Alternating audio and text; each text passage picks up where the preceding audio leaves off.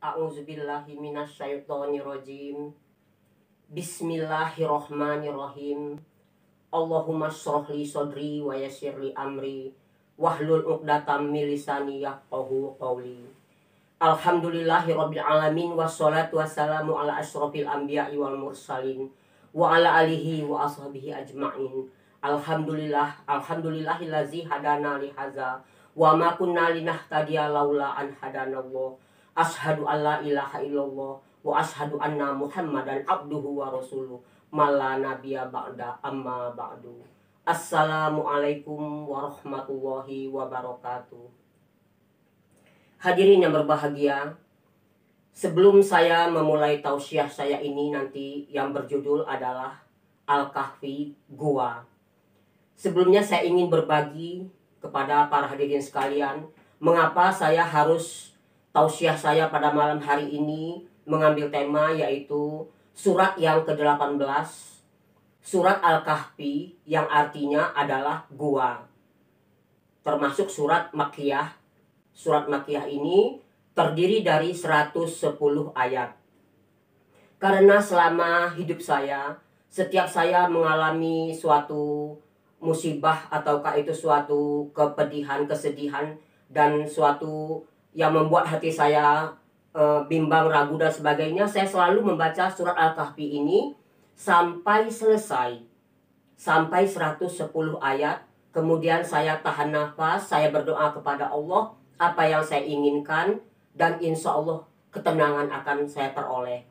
Karena itu saya mengajak kepada para hadirin untuk membaca surat Al-Kahfi ini pada waktu-waktu senggang untuk menenteramkan jiwa kita. Apa pokok-pokoknya?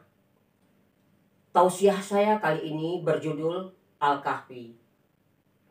Al-Kahfi ini adalah mengisahkan 7 pemuda. Sebagian ahli tafsir atau mufassirin mengatakan, ada yang mengatakan pemuda ini ganjil ya, ada yang mengatakan 3 pemuda, 4 dengan anjingnya, ada yang mengatakan 5, 6 dengan anjingnya, ada yang mengatakan 7, 8 dengan anjingnya. Mereka ini bersembunyi di dalam sebuah gua yang sangat besar sekali dan bersama Rakim. Rakim pun Rakim. Menurut para ahli tafsir, ada yang mengatakan Rakim ini adalah batu bersurat, ada yang mengatakan ini adalah nama anjing. Jadi di dalam surat Al-Kahfi ini ada cerita Ashabul Kahfi, yaitu penghuni-penghuni gua. Kisahnya mereka ini meninggalkan kaum mereka, meninggalkan golongan mereka yang menyembah selain daripada Allah. Mereka tinggalkan kaumnya ini dengan apa yang mereka sembah. Mereka kemudian bersembunyi di sebuah gua. Sesampainya di dalam gua itu, mereka berdoa kepada Allah Subhanahu wa Ta'ala. Doanya itu diikrarkan dengan lidah, ditasdiqkan dalam hati, dan dilakukannya dengan perbuatan. Doanya itu, wahai Tuhanku, berilah rahmat kepada kami dari sisimu, dan sempurnakanlah petunjuk yang lurus dalam urusan kami ini. Sempurnakanlah petunjuk yang lurus dalam urusan kami ini. Doa dari pemuda-pemuda yang bersembunyi di dalam goa yang besar itu tadi. Hadirin, dengan doa dari 7 pemuda tadi, maka Allah Subhanahu wa Ta'ala menutup telinga mereka di dalam goa itu, sehingga mereka tidak bisa mendengar apapun, tidak ada satupun suara yang bisa membangunkan mereka. Jadi lamanya berapa para hadirin sekalian? Berapa hari? Bukan berapa hari, tapi 309, yaitu 309 tahun Komariah. 309 tahun Komariah, mereka, anggaplah tadi 7 pemuda itu tadi, berada di dalam goa itu. Mereka di dalam goa itu selama 309 tahun tidak bisa mendengar apa-apa. Mereka ditidurkan oleh Allah Subhanahu wa Ta'ala atas doa mereka itu tadi. Ketika matahari terbit dari gua mereka itu, condong dari gua mereka ke sebelah kanan.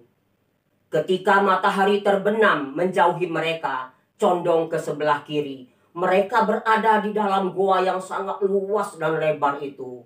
Ini adalah tanda-tanda salah satu kebesaran Allah, tanda-tanda kekuasaan Allah. Salah satunya mereka berada di dalam gua yang sangat luas itu dengan sinar matahari. Jadi kalau matahari terbit, mereka itu condong dari gua mereka ke sebelah kanan. Tapi ketika matahari terbenam, condong ke sebelah kiri, menjauhi mereka matahari itu. Mereka di dalam goa itu, para hadirin sekalian, kami, kata Allah, kami bolak-balikkan mereka dari kiri, dari kanan, kami bolak-balikkan mereka dari kiri ke kanan, terus kami bolak-balikkan mereka. Mereka itu semua, kalau orang melihatnya, mereka itu bangun, padahal mereka itu tertidur. Jadi kalau ada orang yang melihat keadaan 7 pemuda di dalam goa itu, Ashabul Kahfi itu, tentunya mereka ini akan lari ketakutan. Hati mereka akan ketakutan. Hati mereka berdebar-debar. Semua yang melihatnya itu, bagaimana tidak, mereka dibulak-balikan oleh Allah Subhanahu wa Ta'ala ke kanan dan ke kiri. Akhirnya para hadirin sekalian, Allah membangunkan mereka untuk membuktikan kebesaran Allah. Untuk membuktikan kebesaran Allah itu mereka dibangunkan. Dan akhirnya mereka sama mereka bercakap-cakap, berkata-kata. Mereka sama mereka bertanya, sahabat, teman, sudah berapa lama ya kita berada di dalam goa ini? Yang satu menjawab, mungkin setengah hari atau 1 hari. Loh, kok setengah hari atau 1 hari? Hanya Allah yang maha tahu berapa lama kita berada di dalam goa ini. Oleh karena itu, wahai para sahabat, salah satu dari kalian ini, pergilah kalian ke kota. Bawalah uang perak ini. Belilah makanan-makanan. Kemudian makanan-makanan itu kalian bawa ke dalam goa ini. Kita makan bersama-sama. Makanan itu menunjukkan berapa tahun lamanya kita berada di dalam goa itu, dan uang perak ini apakah masih akan berlaku. Tapi ingat, kalian harus bersifat ramah tamah.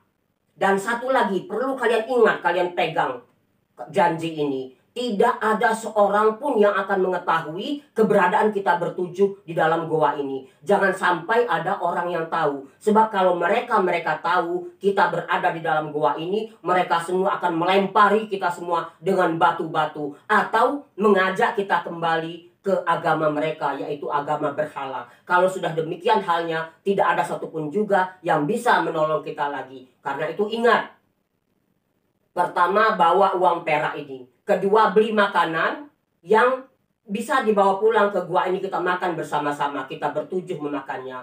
Ketiga, bersikaplah lemah lembut, ramah tamah di kota itu. Dan yang terakhir, jangan lupa, jangan bercerita siapa kita ini sebenarnya. Baiklah, kata mereka.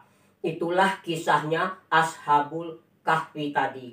Itu satu diantaranya pokok-pokok isi daripada 110 ayat Surat Al-Kahfi, termasuk surat Makkiyah, surat yang ke-18 tadi.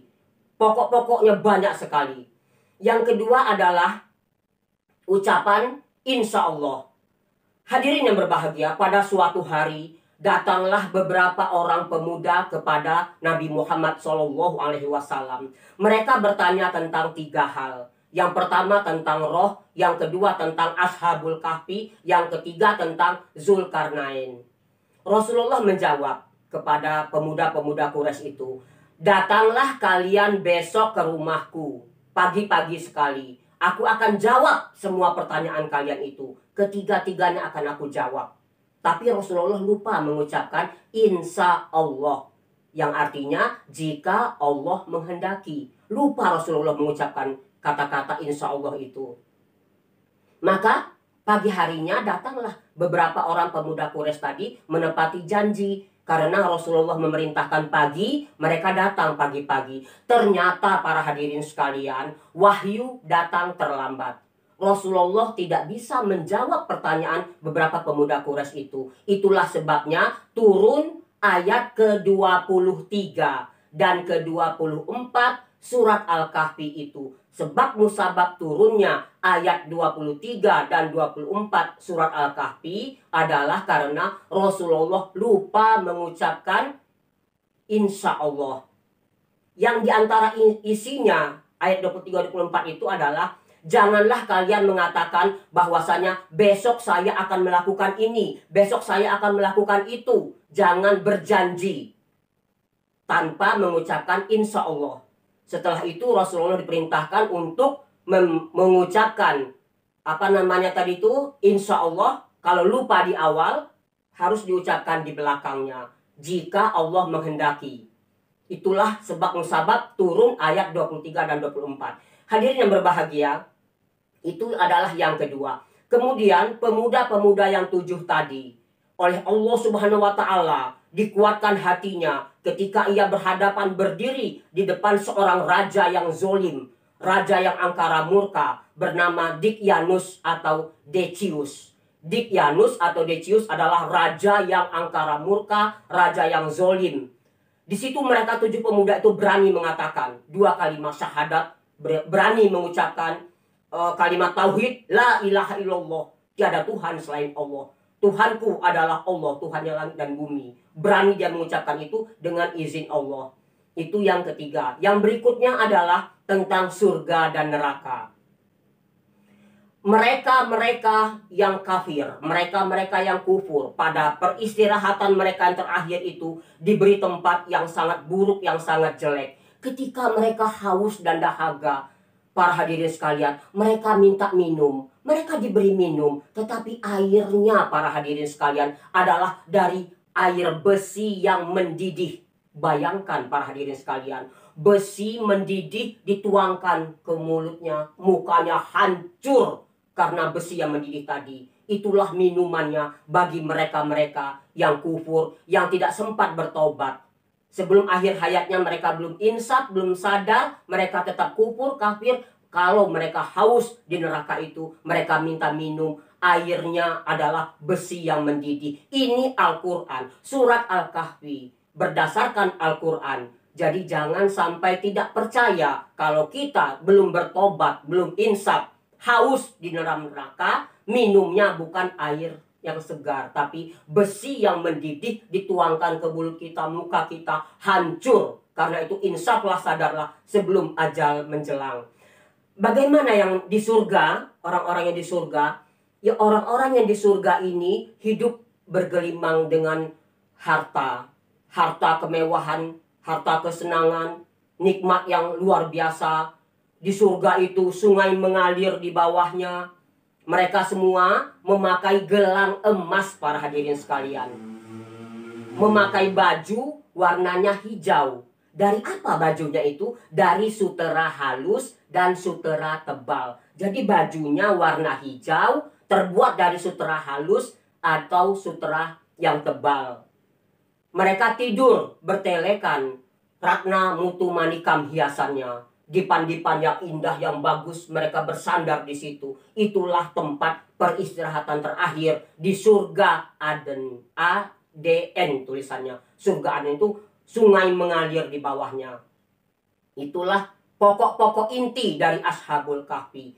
Yang terakhir kita ibaratkan di sini pokok-pokoknya itu di dalam surat Al-Kahfi ini hanya saya bahas hanya sampai ke 39 mungkin. Jumlahnya 110 itu yang akan datang. Ini yang terakhir saya jelaskan. Nanti 2 periode berikutnya akan saya jelaskan lagi pokok-pokok isinya. Nah, yang ini adalah 2 orang pemuda.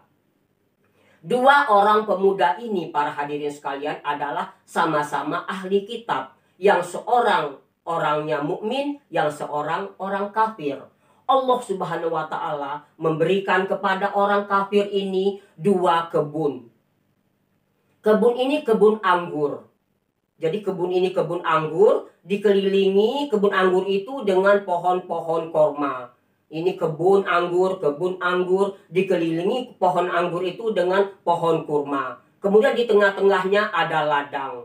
Allah mengalirkan sungai ke celah-celah kebun-kebun itu. Karena sungai dialirkan ke celah-celah kebun itu, dapat dibayangkan hasilnya para hadirin sekalian.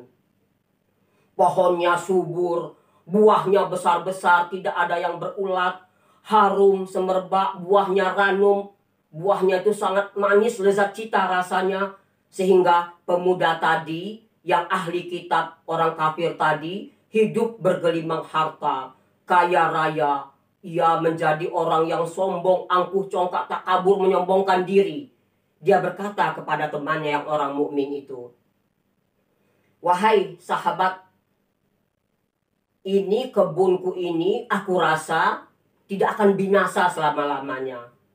Kebunku ini pasti akan abadi. Aku tidak percaya adanya hari kiamat. Kalau aku sudah dipanggil oleh Tuhan, aku kembali kepada Tuhan, maka Tuhan pasti akan membuatkan aku tempat tinggal yang lebih bagus, lebih indah daripada kebunku ini. Kebunku ini tidak akan binasa selama-lamanya.